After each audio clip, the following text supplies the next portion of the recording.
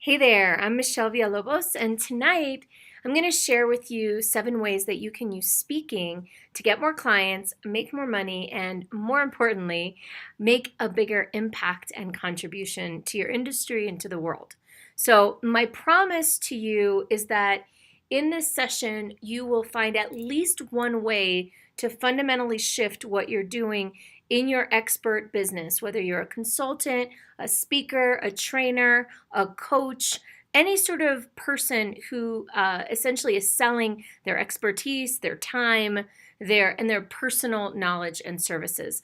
And so, essentially, the reason why I'm talking about this is because, well, first of all, this is my story. Like, this is what I've been through. This is what I've learned. So as a result, this will be my 10th year in business. I started out as a consultant, and in the last three, and during that time, I grew my business a little bit every year, 20, 30, sometimes even 50% growth. But at one point, about 3 years ago, my business kind of plateaued. It petered off, and I was making a little bit under $300,000 a year. And I thought I was doing pretty well. I was doing better than most people do in this industry. And what I was selling was my time. I was selling blocks of hours and consulting projects and things like that. And so one of the things that I discovered, I had been, positioning myself as an expert. So I had built up quite a good brand. And about 3 years ago, something clicked and I had an aha moment. And I basically shifted the entire way that I approached my business. And my business shot up to over $1 million in revenues in just 14 months. And so I learned a lot of different things. And there's 7 key strategies that I used and that I'd like to share with you. So, if you share that in common with me, that you would like to get on more stages, market your business more effectively, attract new inbound business, and grow your business and make it something more scalable and consistent, then you're in the right place. So, the first the one wait, but let me back up for a second. The problem in business that I found was that there were kind of two sides to things. There were clients who needed my services and who had pain points, and pain points that I knew how to help them with. But they were, I wasn't finding them. I didn't know where they were. I would have to, I was networking, I was, marketing, I was doing online stuff. I was going after, I was trying to get them. And, and I know that I'm not the only one that had this problem, and then what I learned was to kind of flip the switch. The solution to that problem was to start attracting clients. I built something, I built a brand, and I'll tell you more about that in a moment. I built things that basically attracted clients. So by the time they got to me, they were much more eager to work with me, and I was able to change the way I structured my pricing and my packages in order to maximize profit and at the same time maximize the value that I was delivering to these clients. So I'll tell you the 7 strategies that I used to do this. So the first is that I created what I now call a superstar brand for myself. So, why do you need a brand? Why is a brand so important, and why specifically do you want a superstar brand? So, a brand is what basically establishes your value in the marketplace. Your brand is the difference between, a brand is the difference between a commodity like coffee beans or rice or, any cow in the field, and a specific type of coffee beans or rice is a specific brand, which that raises the value of it. That's originally where branding comes from. It was just a way for merchants to differentiate their services and products so that they could charge more for them. So creating a superstar brand for you as a person, and by the way, I'm going to start to put these down. First strategy is build a superstar brand. I'll tell you what I mean by superstar in a moment. But essentially, when you're talking about an expert business like mine was and is and yours is, what you're looking at is branding you. It's your personal brand, okay? And so a personal brand is great, and a superstar brand is even better. The idea of having a superstar brand is one that people recognize. You are top of mind. So when somebody says the thing, the niche that you're in or the thing that you do, you are the person that comes top of mind, and people refer you business. And referrals are really good because they're cheaper than other kinds of marketing like advertising. You don't have to invest money to get referrals. Referrals is word of mouth. It's free marketing. So it's the best kind of marketing. And that's why people love, when they're marketing and things go viral, because it's free, it's word of mouth. And also, having a strong brand raises your perceived value in the marketplace. So when you have a brand, people come to you, they see you as a superstar, there's trust already established and built, and essentially you can charge more for your services. And not in a gougy, bad sort of way. Always, especially the women, no offense, my ladies, I love you for reals.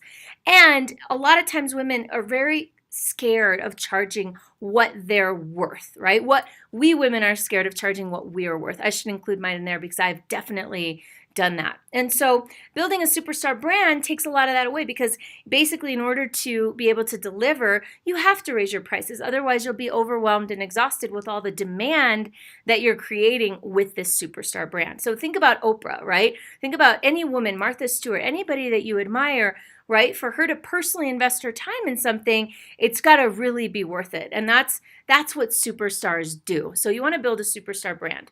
The second thing, and let me just tell you what goes into a superstar brand. Number one, there's the positioning of the brand, which is like these intangible things like your niche and your target audience. Your pricing is actually part of your positioning.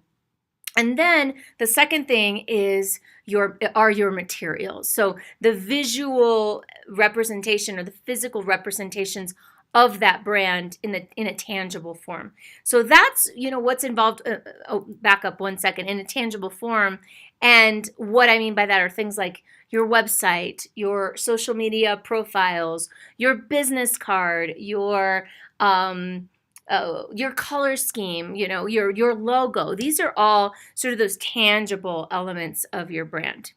All right, so the second thing you want to do is build a solid, scalable back end. Okay. When I started my business, one of the things I did wrong was that I had a terrible business model.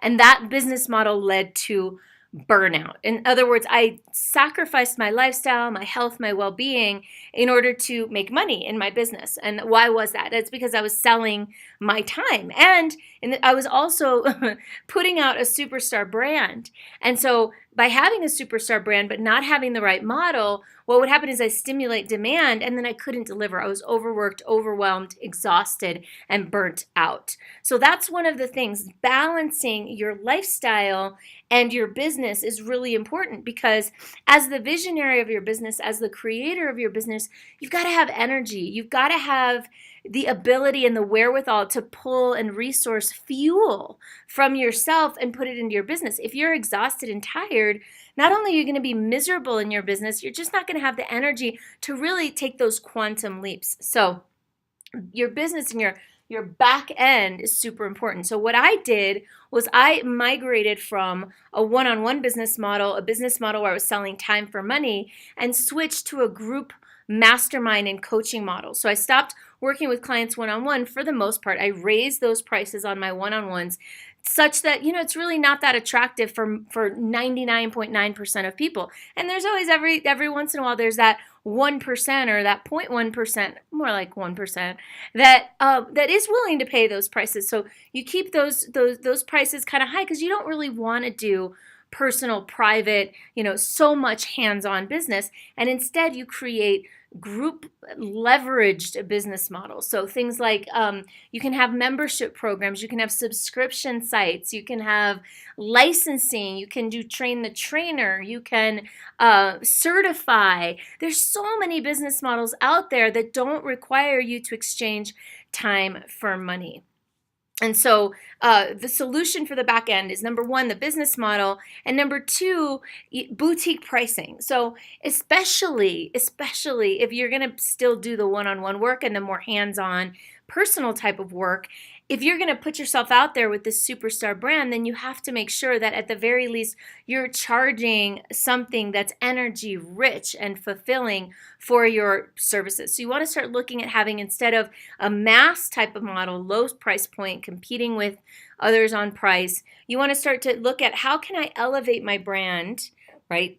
And elevate the brand such that my perceived value is higher and I can charge more for my services. So that's boutique pricing. The third thing you want to do, and this is very sacrilegious to some of my speaker friends, but I'm going to say it anyways, and this has been my experience. 3, speak for free. So at one point in my career, I had a conversation at one of these, speaker groups that I belonged to, and I had said that I would speak for free sometimes, to get the practice, and also, so that maybe I could generate more consulting business or more coaching clients. And they told me basically that I was the Antichrist almost, right? Like I was basically doing a disservice to every professional speaker out there. I felt really bad about it. And so for the next 2 years, I started to try to book myself as a paid speaker, who got paid up front.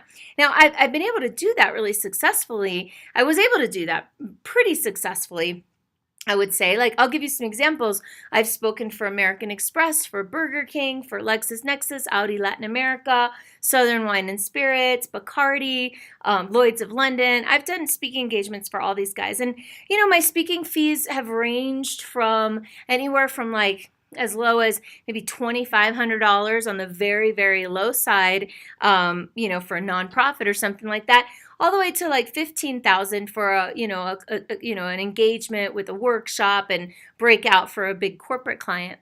And so, that sounds pretty good. A lot of you are probably thinking, wow, $15,000 sounds pretty nice about now. And you're right, it does. And yet I spoke for 90 minutes at I spoke for 2 hours. 2 hours at an event with about 200, 300 of my ideal target audience, a room full of women entrepreneurs who are purpose-driven and passionate and experts. And I was able to generate in the first year after that engagement, from that engagement, about 100,000 in revenues. And since then, some of those clients have led to and branched off to other clients through referrals.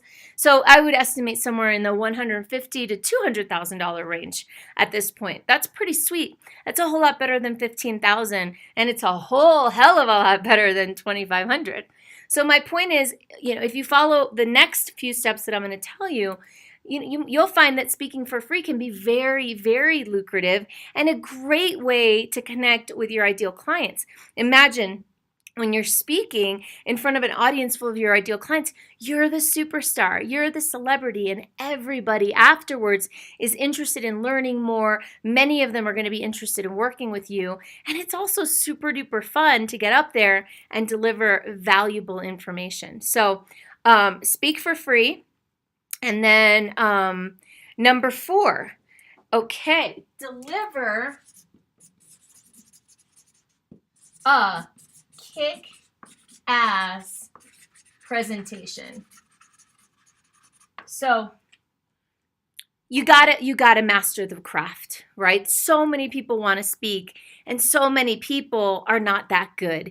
And let me tell you something, being good, it does not necessarily boil down to talent. As a matter of fact, when I started, I really wasn't very good. I would overwhelm people with a fire hose of information, and people would walk out dazed and confused from my initial workshops. I can tell you that it's taken many years of mastering the art of speaking, and what I've realized in hindsight is that it's not so much about your personality or you. It's really about 3 key things. Number 1, it's about structuring the presentation such that it has an arc and it brings people on a journey. And there are a bunch of resources that you can use, and I have some resources myself, one of which is an event we do called Superstar Speaker Academy. There are resources that can help you understand and learn the right structure of a presentation. The second thing, actually, it's four things. The second thing that a kick-ass presentation has has stories. Human beings from the dawn of time, for thousands and thousands of years, we've used storytelling to acquire information. Think about it. Before we had written word, for thousands of years, we had language without, writing. And in many cultures, they never developed writing of stories and only ever developed writing of numbers and symbols. So, the fact that we can tell a story from the stage, or many stories, that's how we can really capture people, draw them in, make them, mesmerize them such that they are more interested in working with us. So stories are super important, and that's an access to making an emotional connection with your audience, which, by the way, every decision, every time that somebody wants to work with you, there is an emotional decision going on right there.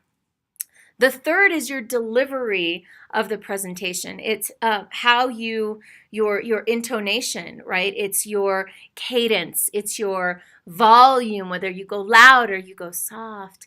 It's pauses. It's body language. It's using the right sides of the stage when you're talking about different things. So did you know that as you're standing on stage, I learned this from one of my mentors, Dave Van Hoos, as you're standing on stage, so imagine yourself, close your eyes and imagine yourself on stage. When you're talking about the past, or about anything bad, you want to point to your right side, right, in that direction. And when you're talking about good and the future, you want to point to your left side, that direction. I hope that this is not backwards, this video.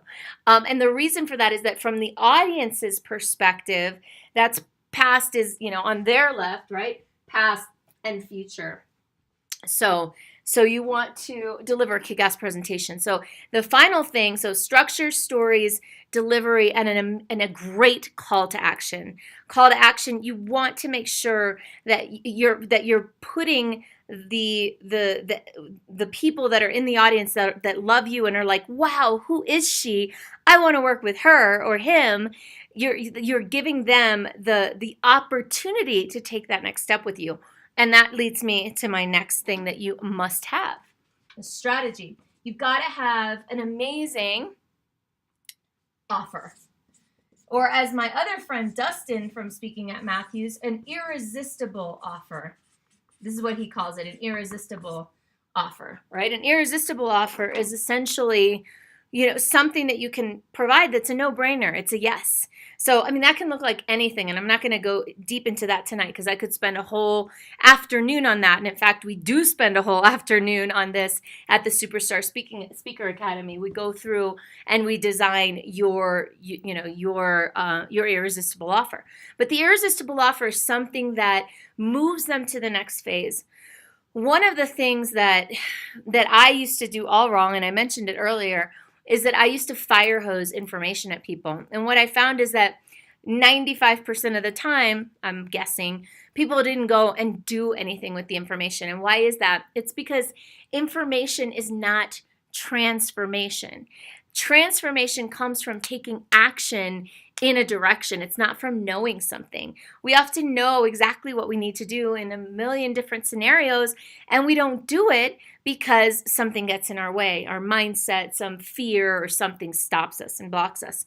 And so, your job really as someone who wants to make an impact is to give people a transformation in your presentation and then offer them the next step. And that doesn't have to be like, hey, buy my thing. It's normally $9.97 and today it's $4.97. You can do that, and there are ways to do that really effectively, which we also talk about in Superstar Speaker Academy.